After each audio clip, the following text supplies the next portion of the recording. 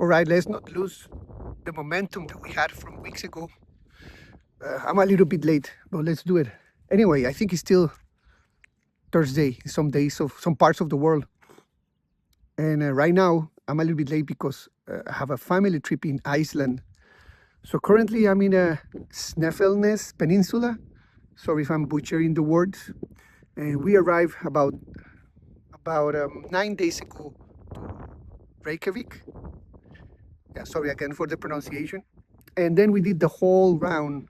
So we landed and then we start traveling east, and then we go, south, east, north, and then we're in the peninsula, Selflessness Peninsula. I just forgot the name, and it's pretty cool.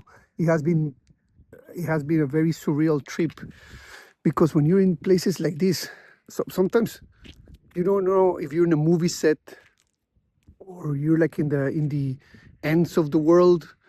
You feel between like Middle Earth and the Shire and alien movies and the moon. I haven't been there, but you see pictures. All the places that you visit, they look like that they shouldn't exist or should just exist in a movie. Like now I'm in a pretty weird beach. If you see on the back, maybe the waves, you cannot see them. But it's very, very, very far away. But allegedly in winter, the water comes all the way and covers all these rocks around here. All of these are volcanic rocks. And that's one of the cool things that you see here in Iceland. Like you see all the mountains on the back. All of these things are created by volcanic activity. And there on the other side, you can see all the snow mountains. And funny thing, Iceland is pretty cold. Now we are summer, but we're around 9 degrees this morning.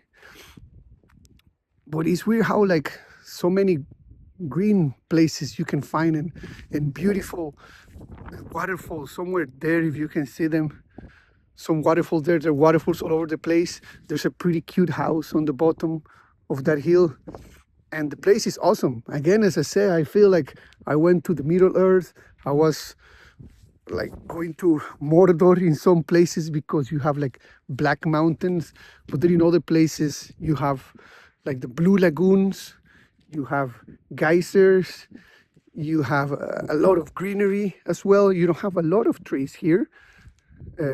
One of our guides, the guide was making a joke that if you go to a forest in Iceland and you get lost, so just stand up and look above the trees.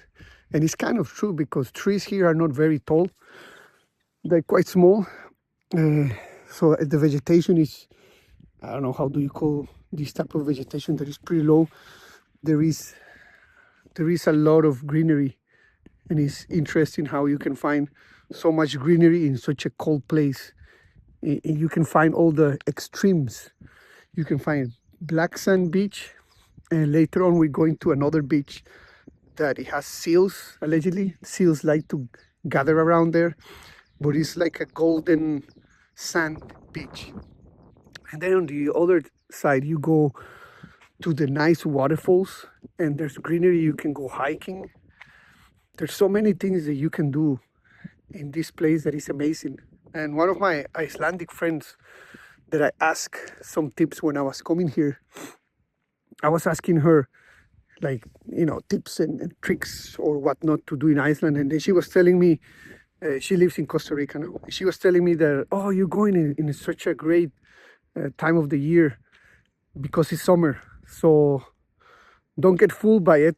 Don't get fooled by the weather, because you will love it. You will love Iceland in summer because everything is green. The weather is nice for Icelandic purposes, right? Summer is, I don't know, between 9 and maybe highest 14, 12 degrees Celsius. So that's summer here. And she would say that, Fernando, you will love it. The place is awesome.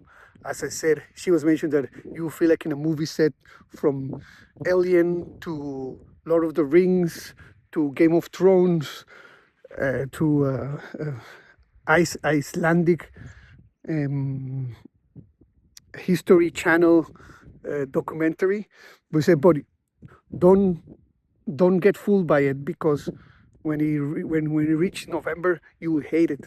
The place is very cold, very rainy and snowy and gloomy, that you will hate it. And then the days will last, the night will last for more than 15 hours a day.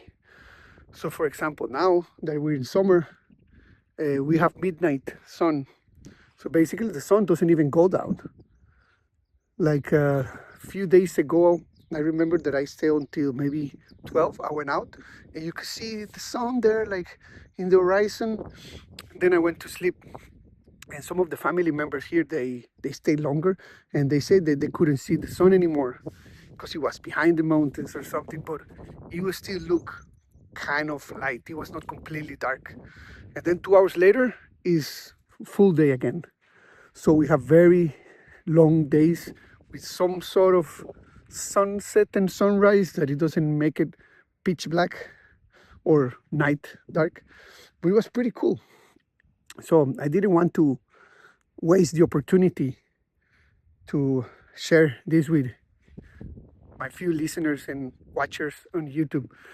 And I don't want it to lose also the momentum that I have to post one video a week. This one will try to make it a little bit shorter since I have to get ready because we're going to our next stop. This trip has been very extreme. I will talk to you guys about it in next video, I promise, with more details and the proper names with proper pronunciations, so I don't slaughter Icelandic language and places. Not that they are like very picky about it, not like French. They say, no, it's croissant. I mean, they understand the difficulty of this language. But anyway, yes, this trip is a 10 days road trip.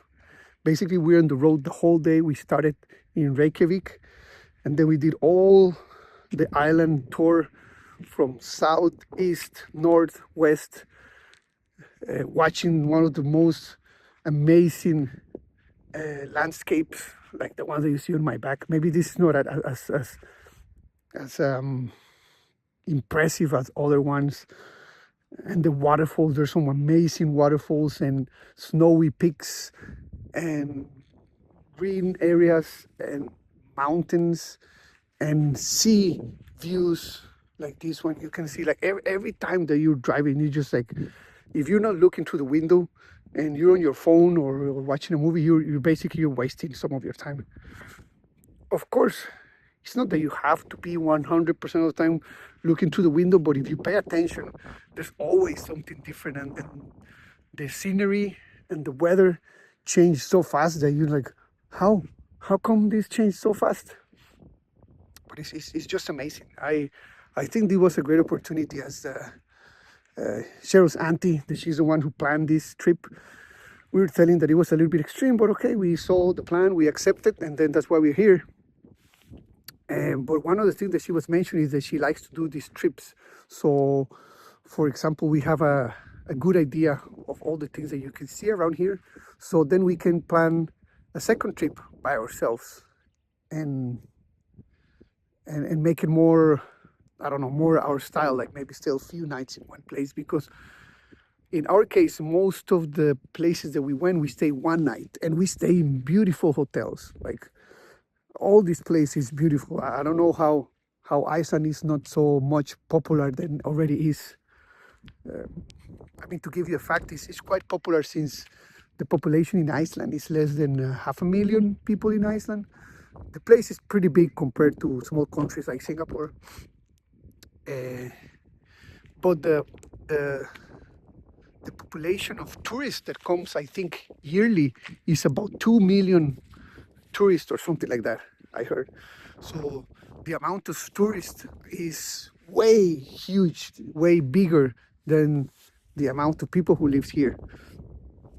And so saying that means that I guess Cher and I and the girls need to plan a trip by ourselves to check out more, I don't know, things that we would like to stay. Like, for example, we stay in this place that was called the Retreat at Blue Lagoon. So it has a spa and whatnot. I'm not super fan of spas, but that place was awesome because it has all the thermal waters and it has this blue color. I guess it's the chemical, not the chemicals, the minerals and other stuff like what's the name they say? I don't know. They have some silica or I don't know. I forgot the names, but that's why it's blue. I guess it's volcanic geothermal activity, and it's great. You can find all over the place. There's fumaroles all over the place. You can see steam going out of the floor in some other places. You can see all the lava fields like these ones, some lava fields. So yeah, we need to plan our trip if we want to stay more time in a specific zone and not do like this crazy every day a different hotel and move into the next one and sleep and then go to the next one. And we stay in pretty nice hotels, so I guess we have a pretty good idea of which area to go, where to stay, how much to spend. But yeah, what else can I say? Oh, sure. Sorry, I dropped the phone on the floor. But you see, even we have nice flowers. There is a lot of things to see here. So anyway, seems like I'm a travel agent trying to sell you a ticket and a trip to Iceland. Maybe I'm doing that. Maybe. So I was telling maybe I should get some sort of summer house here.